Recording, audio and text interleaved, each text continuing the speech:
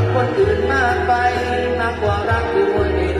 รักเองเจ็บเองจะไปโทษใครหัวใจเป็นของเธอใจเป็นของเขาเมื่อเขาไม่เอากลับมารักษาเองผูกความสุขเอาไว้กับตัวเองเพื่อวันไหนที่เขาหายไปจะไม่เสียใจ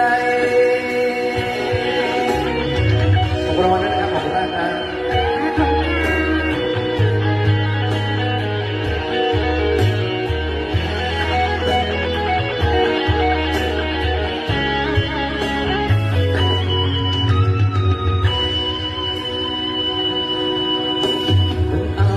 ท